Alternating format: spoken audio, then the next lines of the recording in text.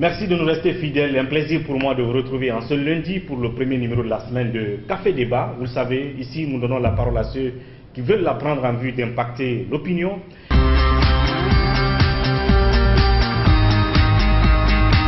Merci de nous retrouver dans cette deuxième partie de Café Débat. Je vous le disais tout à l'heure, ils ont servi la transition de 2009. L'État leur a promis de les accompagner dignement après le service rendu à la nation, mais ils ont justement été roulés dans la farine. Ces anciens membres du CNT qui aujourd'hui, après 2 ans, reviennent sur ce plateau de Café Débat pour interpeller l'État face à ses responsabilités et aux principes de continuité de l'État. Là-dessus, je reçois donc sur ce plateau Dr Morlaye Camara, ancien membre du CNT, ici à ma droite, et M. Pascal Sandouno, également ancien membre du CNT. Docteur, bonsoir. Bonsoir monsieur, comment allez-vous? Merci, oui. Tout va bien. Merci de la disponibilité. Monsieur Pascal, bienvenue. Bonsoir. Merci d'être venu. Alors, vous revenez encore, je me rappelle, on vous a reçu ici depuis 2014, pour parler du CNT et ce que l'État a promis de vous donner après le service durant la transition. Quand Sekouba Konaté était président de la transition, Jean-Marie Doré, Premier ministre du gouvernement de transition, et Adja Rabiatou Siradia, le président du CNT. Et jusqu'à date, rien ne vous a été donc donné. Alors, dites-nous, faites-nous un peu l'historique de tout cela. Une fois encore pour rafraîchir les mémoires. Merci beaucoup. Et comme je le disais tout à l'heure ce matin-là, dans beaucoup de pays au monde, il y a eu des processus qu'on appelle la transition. La Guinée en a connu, et donc il y a eu des institutions qui ont été installées, notamment pour le cas de la Guinée, le Conseil national de la du développement et de la démocratie CNDD. Nous avons le gouvernement d'union nationale, dirigé à l'époque par M. Jean-Marie Doré, et nous avons aussi le CNT, le Conseil national de la transition, dirigé par Rabiatou Siradia Lohaya. Alors ceci dit, il y a eu un engagement de la part de l'État vis-à-vis des membres qui devaient assumer la transition. Comme on le disait ce matin, c'est avec beaucoup de risques. Donc, ceux qui s'engagent à orienter, à diriger les affaires du pays pendant cette période de transition ne peuvent plus se présenter ni aux élections ou à autre chose. C'est pour cela qu'il y a des dispositions spéciales qui sont souvent conçues pour qu'après la transition, les gens puissent être réversés dans d'autres domaines. C'est ce qui fut le cas de la Guinée. Donc, et le CNDD, et le gouvernement d'union nationale, le CND, l'ordonnance 013 stipulait que tous ces membres devaient entrer en possession de certains avantages après cessation de fonction. Et qu'est-ce qui a été fait comme constat?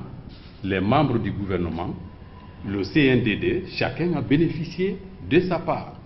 Le CNT a eu le tort de continuer le travail avec confiance et abnégation pendant 4 années de suite, et après cessation de fonction, et même au cours de la mission, de part et d'autre, les voix s'élevaient pour dire nous sommes prêts à quitter, mais jusque-là, il n'y a pas de disposition concrète pour exécuter les dispositions des ordonnances 013 et 014. Donc si je comprends bien, les autorités de la transition, en tout cas dans la phase Sekouba Konaté, parce que Dadis était là avec Komara, après on a vu Sekouba Konaté, Jean-Marie Doré. Alors, donc c'est les autorités de cette deuxième phase de la transition qui ont pris l'engagement à travers ces documents que vous avez là, ces ordonnances, de dire que toutes les entités de la transition doivent être accompagnées. Les membres du gouvernement de Jean-Marie, les membres du CNDD, chacun devait être accompagné. Cet engagement-là, quels sont ceux qui ont bénéficié alors que vous n'en avez pas bénéficié? Tous les autres ont bénéficié sauf le CND. Les membres du CNDD? Le CNDD a bénéficié. Les membres du gouvernement d'union nationale ont bénéficié aussi. Par exemple quoi? Qu'est-ce que les membres du CNDD ont eu? Qu'est-ce que les membres du gouvernement de Jean-Marie, Jean-Marie ont eu? Les membres du gouvernement de Jean-Marie Doré, tout le monde le sait, ça a été vulgarisé, c'est 500 millions suivis des véhicules de service qui détenaient en tant que ministre.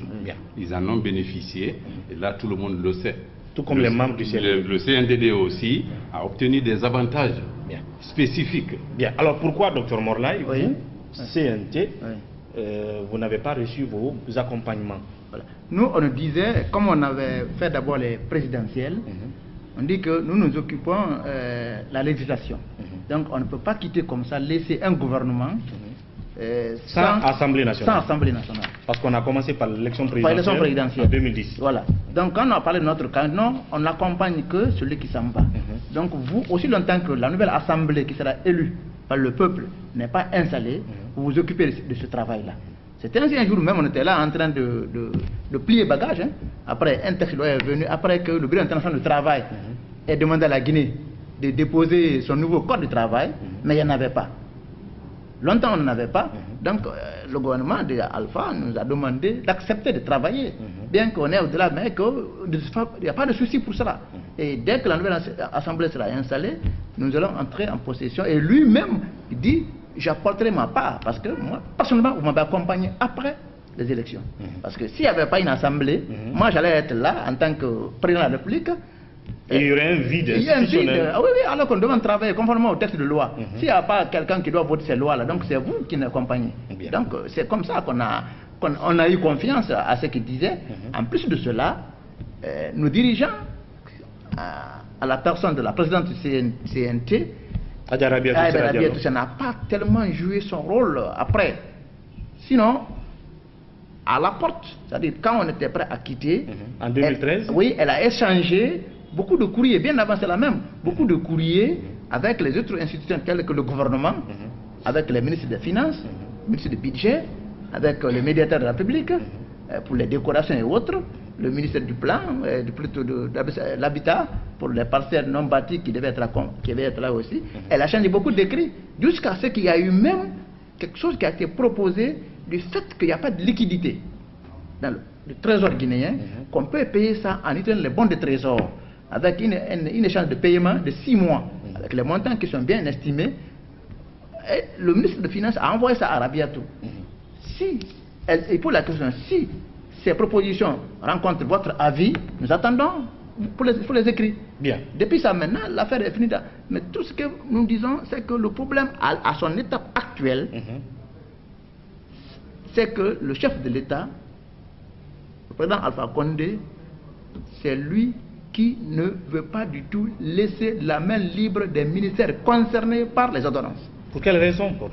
Alors que c'est une obligation de l'État. C'est une obligation de l'État. C'est une dette d'ailleurs que peut-être l'État. On peut dire comme vous ça. Avez à l'endroit de l'État. Mais là, c'est que certainement, on ne peut pas accuser son sinon on peut dire à son entour, il y a des gens qui croient que ce sont des Guinéens qui ont service ici, qui veulent s'accaparer des biens de l'État. Des choses comme ça, des biens des pauvres individus. Alors que nous ne sommes pas des citoyens ordinaires maintenant. Imaginez-vous, parmi nous, mon frère, il y avait des gens qui ont vécu à l'extérieur. Quand ils ont entendu que leur pays est en crise, volontairement, ils ont été désignés par les Guinéens vivant dans ces pays pour venir participer à cette phase de transition. C'est pendant cette phase-là, tous ces têtes guinéennes-là ont participé. Toutes les lois ont été révisées. À commencer par la loi fondamentale, qui était à l'époque la constitution guinéenne, a été révisée. Et la manière dont ça a été fait, on ne pouvait pas demander au peuple de greffer un référendum sur ça.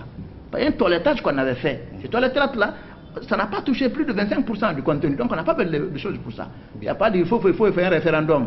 Jusqu'à présent, nous comprenons que certainement, si l'entourage a influencé négativement le président, mais le fait que notre présidente a été récupérée dans le système, Rabiatou, c'est faire nommer présidente du Conseil d'économie sociale, pour nous, jusqu'à maintenant, sa mission en tant que président du CNT est inachevée.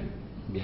Donc elle doit, dans le respect des règles de jeu, n'est-ce pas, de la loi et de la démocratie, elle doit accepter, même si elle ne sait pas voir par nous, mais qu'elle contribue à ce que vraiment cette affaire la finisse maintenant. En principe, ça c'est quelque chose qu'on ne doit pas réclamer. Ce sont des choses qui se font dans la plus grande discrétion de l'État. Mais il va consommer à faire des débats pour ça. Le moindre citoyen commence à dire, bon, ils veulent récupérer des milliards encore sur le pauvre Guinéen. Et il ne peut pas monnaie, il ne peut pas évaluer le sacrifice que nous avons consenti lorsque nous étions là-bas. On se réveillait parfois à minuit. Des fois, on peut à peine arriver à lui par l'électricité. C'est quelque notre commission. Il peut faire 2 jours à la maison. Parce que quand on travaille la journée, c'est lui qui a fait le rapport. Et le lendemain, ce rapport doit passer en plénière. Et s'il ne fait pas, la peine n'aura pas lieu. Des fois, il peut faire 2 ou 3 sans aller à la maison. Donc, des sacrifices consentis comme ça, le citoyen, moi, il peut comprendre de ça. Lui, c'est la valeur de l'argent là qu'il voit. En quoi l'État devait régler ça de manière très discrète? Bien. Alors oui, docteur Pascal, Monsieur Pascal, pardon, en 2010, alors que Alpha Condé prenait les rênes du pays, Sekouba partait, les membres du CNDD ont empoché ce qu'on a prévu pour eux, à titre d'accompagnement. Les membres du gouvernement ont empoché. Alpha Condé, donc, qui prenait fonction, vous a promis, comme vous êtes encore là jusqu'à l'élection des députés, attendez, après on vous donne votre argent. À la fin de la mission. On vous donne votre argent. On vous donne votre argent, vous paye. En tout cas, votre dû, votre faveur. Mais pourquoi Alpha Condé, qui a pris cette promesse, ne la tient pas? Est-ce qu'entre-temps, vous l'avez encore rencontré depuis 2013, quand vous avez quitté le CNT, jusqu'à date? Ce que je vais vous dire, ce qui est plus impressionnant en Guinée, nous avons suivi ces problèmes du début jusqu'à la fin. Depuis le CNT, il y a eu des entretiens confidentiels. Le bureau exécutif, moi je représentais ma commission, j'ai eu les opportunités de rencontrer le président de la République vis-à-vis, tête à tête. Chaque fois que nous finissons un entretien, c'est lui-même qui prend la parole.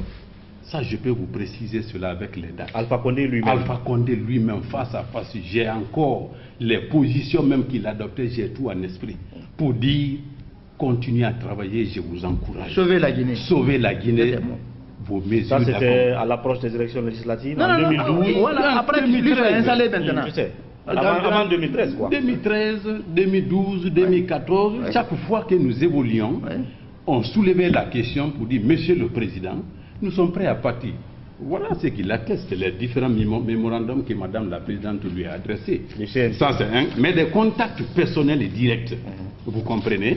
Et le comble, c'est où? C'est quand nous examinions, comme le docteur vient de le dire, le Code du travail de la République de Guinée. Mais ici étaient rassemblés tous les présidents des commissions du CNT, les secrétaires des commissions, les rapporteurs des commissions, monsieur le pour vous dire qu'il connaît bien le dossier, quiconque dit qu'on le trompe, non. Monsieur Alpha Condé a pris le téléphone. Ce n'est pas par groupe. Il a commencé à appeler la présidente du CNT, en passant par tous les présidents des autres commissions, c'est-à-dire les membres qui étaient présents dans la salle, en passant par les présidents des commissions, les secrétaires et les rapporteurs des différentes commissions pour dire, s'il vous plaît, la Guinée est en danger. Si le Code du travail n'est pas révisé, nous risquons d'encourir des sanctions. Faites-le, sauvez la Guinée, vos mesures seront payées. Et ça, c'est sa première non seulement les textes sont clairs. Vous lisez ce qui est là, vous n'avez plus à vous interroger.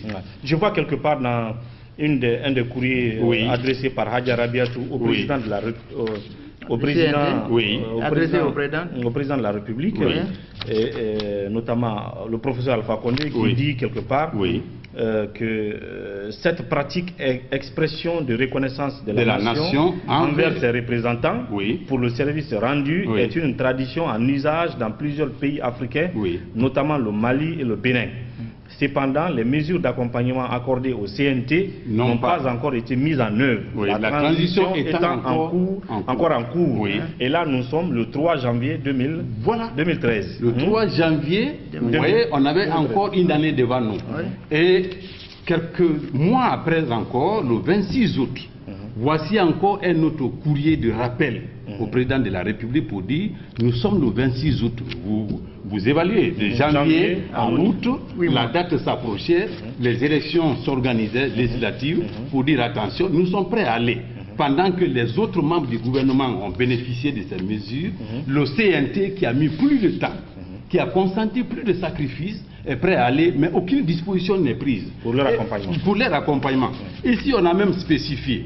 On dit dans le cadre des préparatifs, non, ce n'est pas ce paragraphe-là, ça c'est l'enchaînement, n'est-ce pas, du protocole d'accord qui a été signé entre le ministre de l'économie et les dirigeants du CNT. Dans le paragraphe qui suit ici, on dit en ce qui concerne le CNT, à la suite de nombreuses séances de travail et d'échanges de correspondance, le ministre de l'économie et des finances de l'époque, actuel ministre d'État chargé de l'économie et des finances, avait soumis au CNT une proposition consistant en un règlement échelonné des indemnités forfaitaires par l'émission des bons des trésors. Le chancelier de l'ordre national, ne disposant pas quant à lui de quantité suffisante de décoration, avait envisagé d'en commander. Ça, c'est pour le cas spécifique du CNT. Donc, toutes les dispositions étaient prises. Excellence, Monsieur le Président de la République. Les membres du CNT et ceux du cabinet sont conscients des grands défis et des difficultés actuelles auxquelles notre pays doit faire face.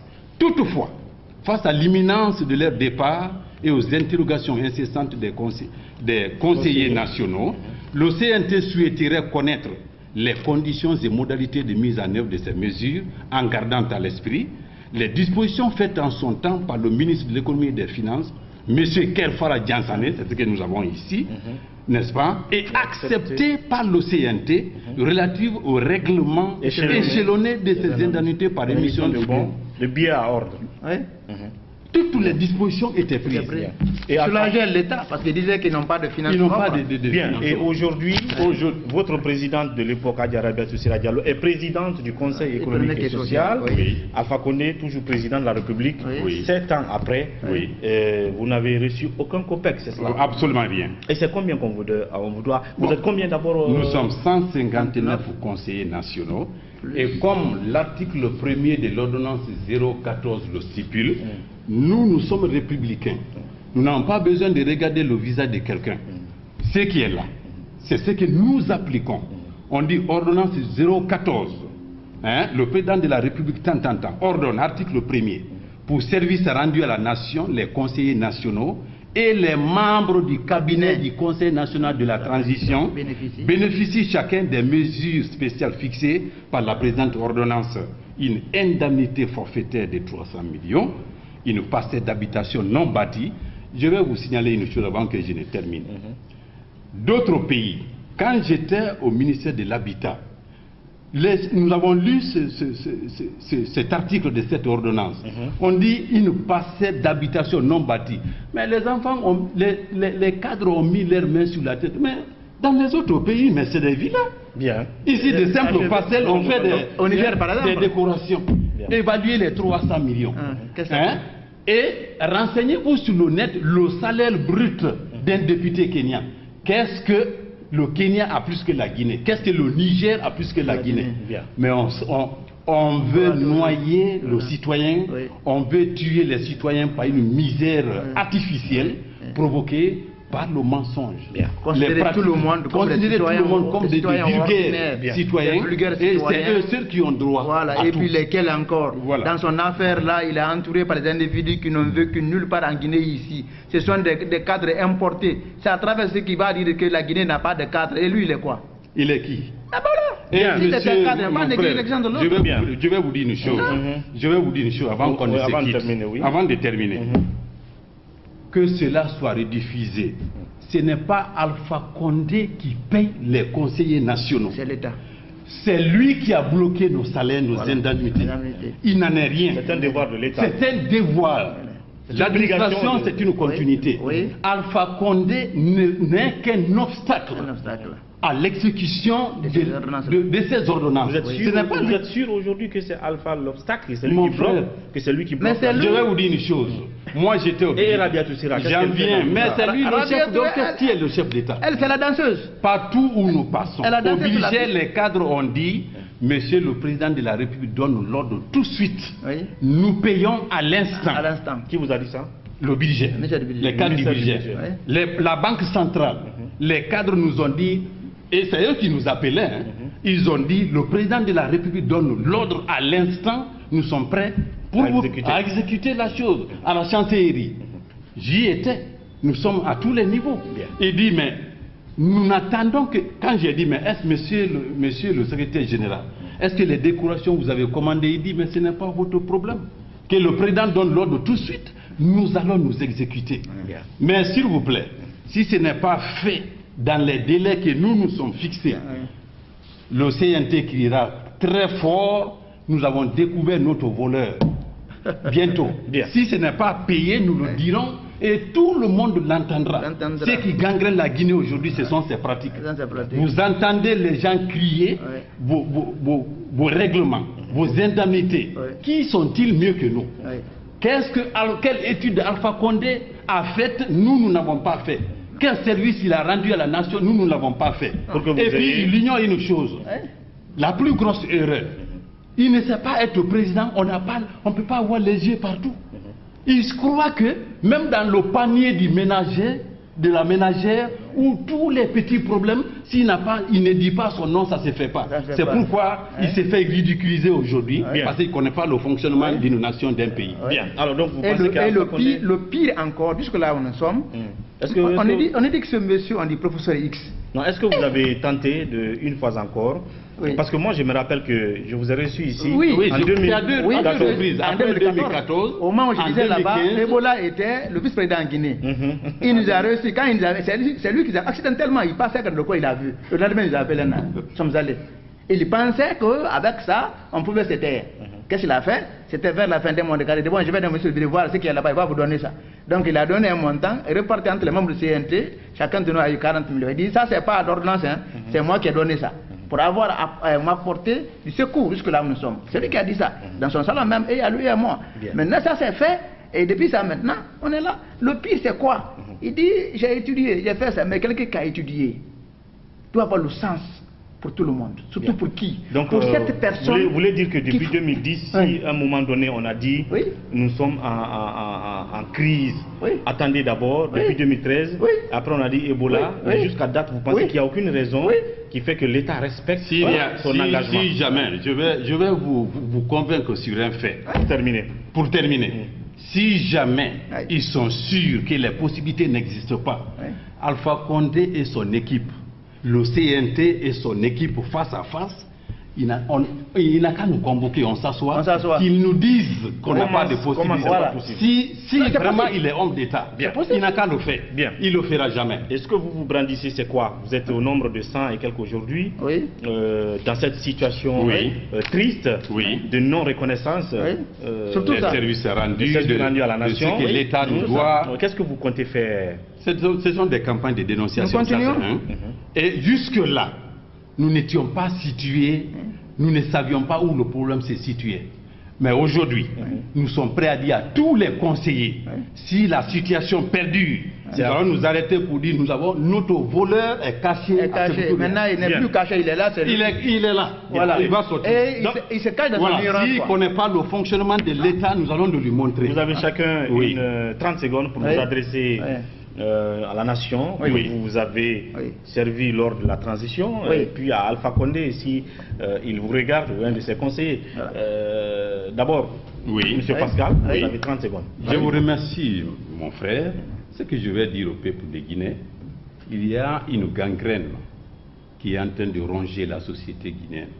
C'est que les dirigeants ont pour arme essentielle le mensonge, les détournements, la trahison, le vol. Si ce phénomène n'est pas traité, et le cas spécifique de la Guinée, ne nous trompons pas, ce n'est pas situé au niveau d'élection. Le gros problème de la Guinée, c'est M. Alpha Condé, le président de la République, qui ne laisse pas les autres travailler. Lui ne fait pas, il empêche les autres de travailler. Nous, notre argent, il le fera sortir. L'État nous a donné, c'est conclu. Ce que je vais dire Docteur Morlaye, en 30 secondes. Ce que je veux le peuple de Guinée qui comprenne. Lorsqu'on est éleveur, on ne doit pas transformer le renard en gardien de poulailler. Si on ne voudrait plus ni œuf, ni poussin. La Guinée s'est trompée en 2010. En prenant comme gardien de son poulailler, ce renard affamé qui a chargé toute sa vie à laquelle il n'a pas eu, c'est maintenant qu'il ramasse ça ici. Donc faisons beaucoup attention. Il ne faut pas que ça se répète. Et comprenez que la Guinée doit sortir. Quel message vous avez à l'endroit du président? Non. Pour votre argent. On n'a pas besoin normalement. Il sait. C'est pas lui, c'est l'État qui doit. C'est lui qui bloque. C'est comme si j'ai ma maison ici, mais la clé est ailleurs. Merci d'être passé et bonne chance pour la suite. Merci bien. Merci. À la prochaine. Merci, à la prochaine. Merci.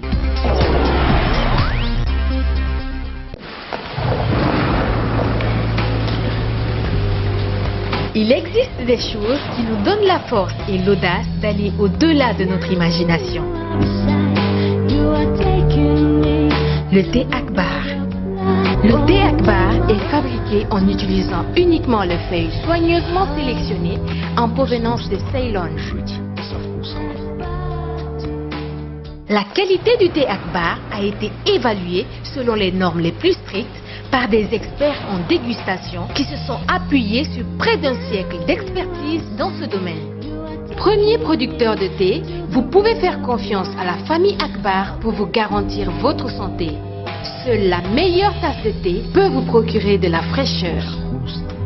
Thé Akbar, le leader mondial.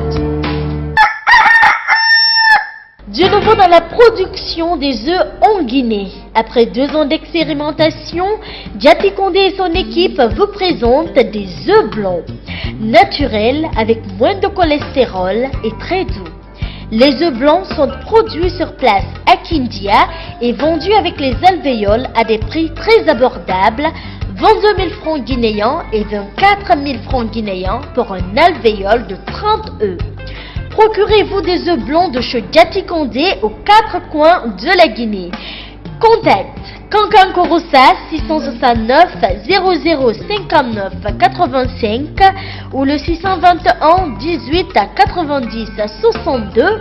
Conakry le 664 04 55 92. Kindia 625 22 84 38. Boki Kamsar 622 60 31 61. Mafereya Forecaria 664 33 25 11. Consommez les œufs blancs, vous ne serez pas déçus.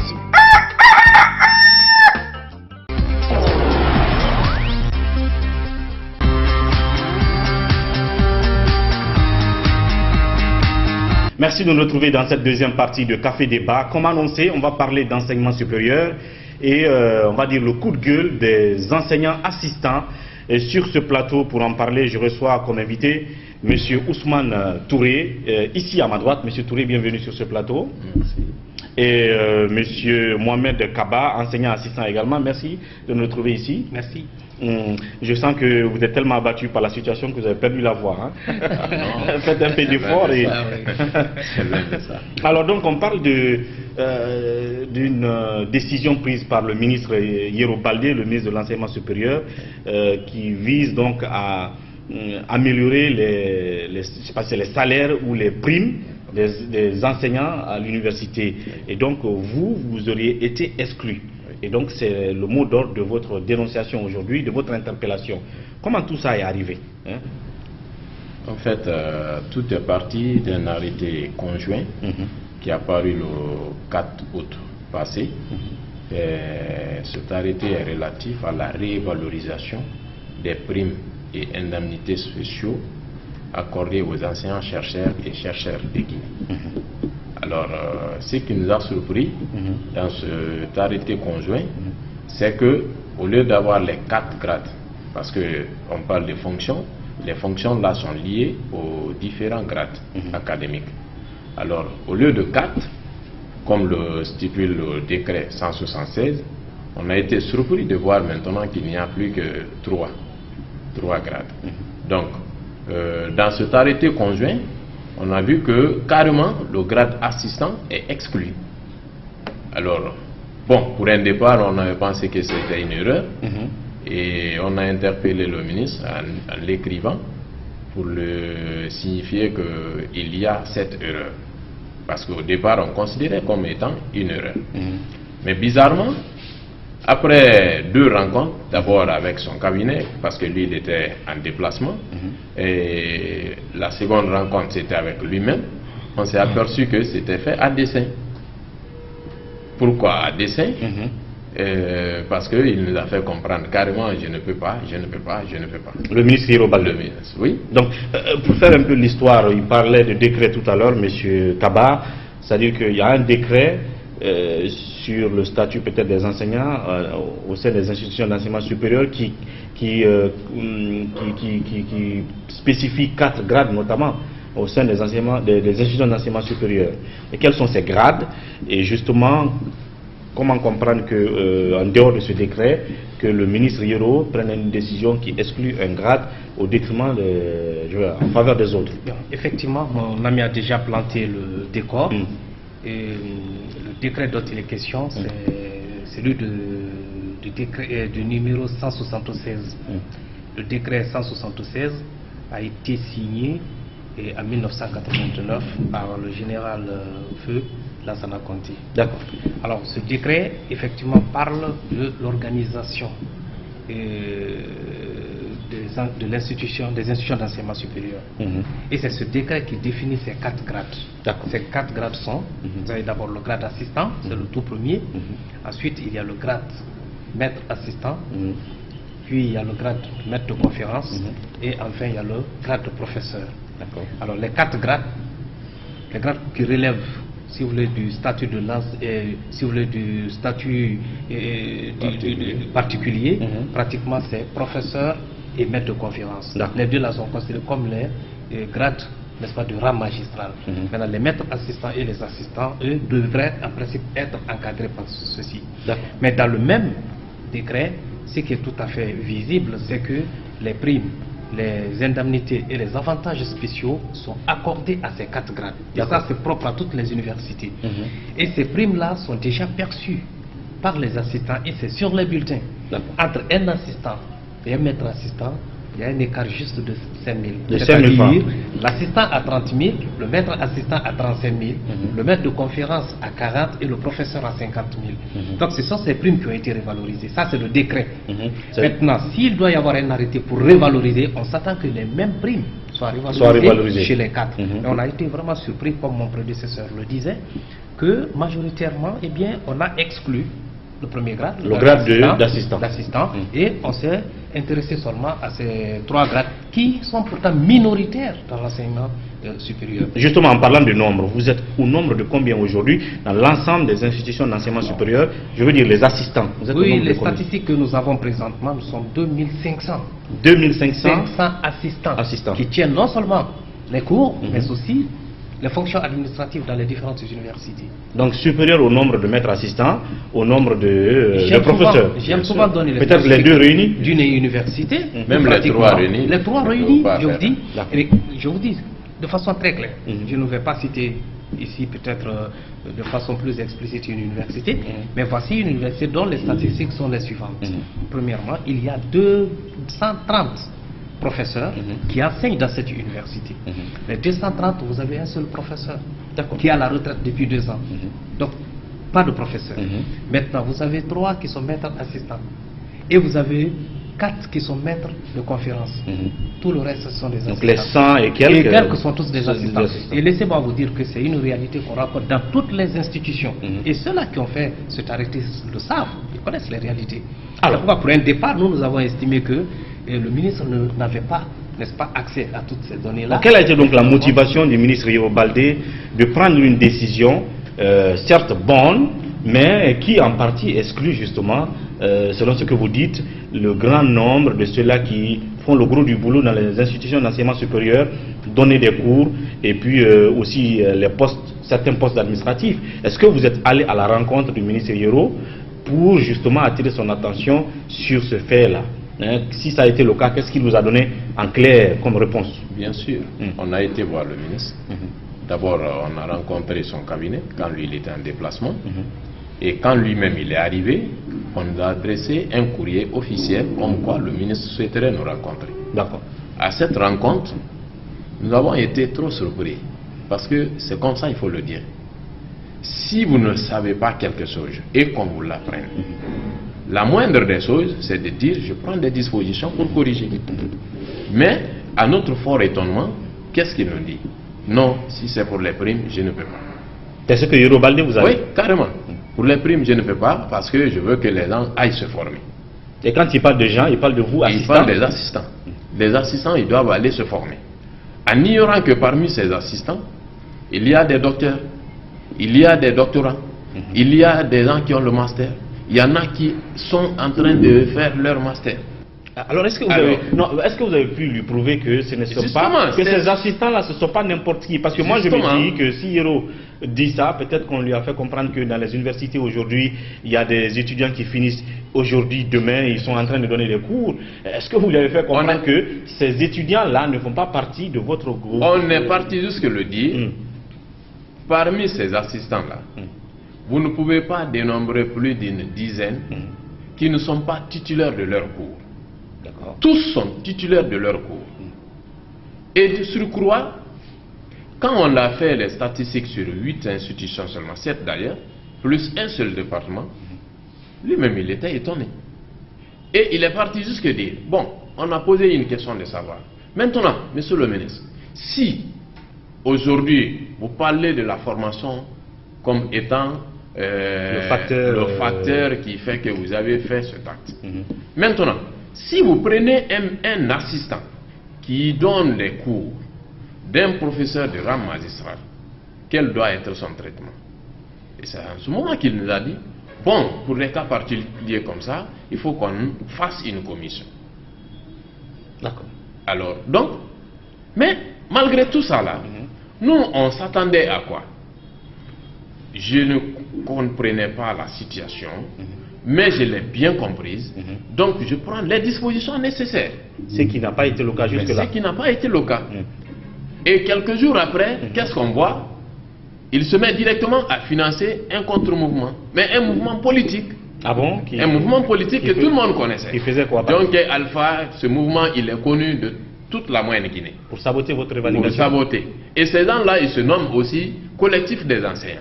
Quand on a poussé, on a commencé à parler de leur situation, ils ont dit, bon, collectif des enseignants, chercheurs et diplômés. Alors nous n'avons rien à faire avec ceci. Bien. Parce que nous sommes un mouvement qui défend une corporation. Cette corporation, c'est quoi? On a un seul dénominateur commun. Bien. Nous sommes des enseignants chercheurs et nous sommes d'une catégorie.